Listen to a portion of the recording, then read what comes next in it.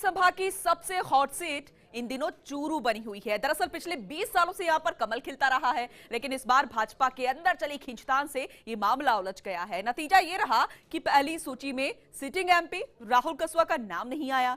दूसरी तरफ कांग्रेस में भी प्रत्याशी को लेकर तस्वीर बेहद साफ नहीं है। लेकिन आखिर क्या है चूरू में भाजपा का चक्कर, देखिए ये खास रिपोर्ट। चूरू में भी इस बार विधानसभा चुनावों में भाजपा की आपसी खींचतान साफ दिखाई दी थी।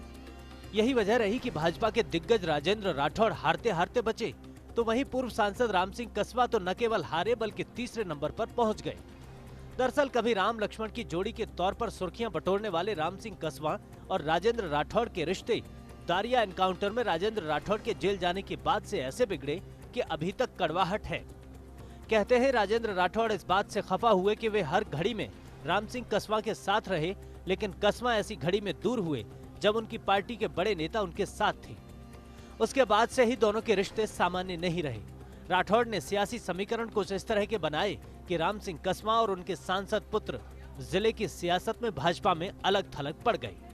हालांकि ये सच है कि राहुल कसवा की सक्रियता कम नहीं रही और वे सोशल मीडिया के साथ ग्रामीण इलाकों में सक्रिय दिखे।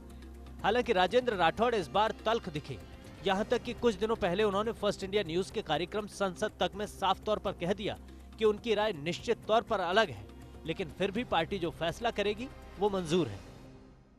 पार्टी जिस किसी को उम्मीदवार बनाएगी निश्चित तौर पर हम कार्यकर्ता के तौर पर काम करेंगे। हाँ, ये सही है कि मेरी इसमें कोई राय दिगर हो सकती है, मेरी राय किसी के विपरीत हो सकती है, पर कमल का निशान जो भी लेकर आएगा वही हमारा उम्मीदवार होगा।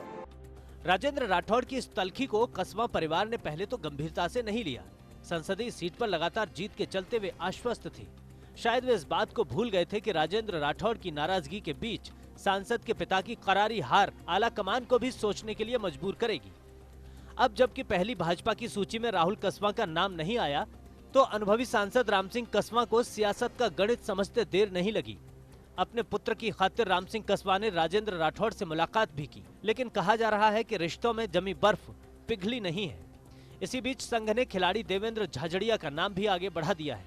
सांसद राहुल कसवा को उम्मीद है कि उनके पिता और उनके पिछले कामों के चलते पार्टी उनके नाम पर ही मुहर लगाएगी। हालांकि वे पिता राम सिंह कसवा की हार पर सफाई देते नजर आते हैं। नेशनल हाईवे, नो ट्रेनें, कॉलेज, स्टेडियम, टाउन हॉल, हर चीज थी। उसके बाद भी अगर हार है उस व्यक्ति से जिसने आज तक एक ईंट न लगाई हो, तो हार किसकी है?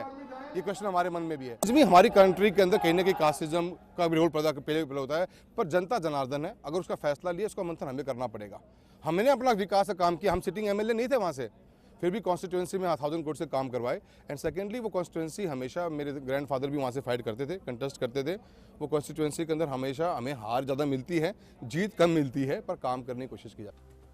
भले ही राम सिंह कसवा परिवार टिकट लाने में कामयाब हो जाए, लेकिन ये कड़वा सच है कि पहली लिस्ट में नाम नहीं आने के बाद कसवा परिवार को झटका लगा है और अब दिल्ली में अपने रिश्तों को टटोलने में लगे हैं। वहीं कहा जा रहा है कि दिल्ली आलाकमान ने राजेंद्र राठौड़ को साधने का इशारा किया है। कहा जा रहा है कि अब भाजपा कांग्रेस के नाम के बाद ही इस सीट पर गणित लगाकर नाम तय करेगी। चूरू भाजपा में अपनों की अदावत के चलते टिकट इस तरह उलझ गई कि 16 नाम घोषित होने के बावजूद चूरू संसदीय क्षेत्र का नाम नहीं था। अब दिल्ली आलाकमान के इशारे पर पूर्व सांसद राम सिंह कसवा राजेंद्र राठौड़ से पटरी बैठाने की जुगत भी बिठा रहे हैं। लेकिन कहा जा रहा है कि अब कांग्रेस से कौन, उसके बाद ही भाजपा की टिकट तय होगी। पूरे मामले में राजेंद्र राठौड़ का कद जरूर बढ़ा है और ये साबित भी हुआ है कि राजेंद्र राठौड़ को साथ लेकर चलना भी जरूरी है। कैमरा पर्सन गुलाम रसूल के साथ Lakshman Raghav, first India news, Churu.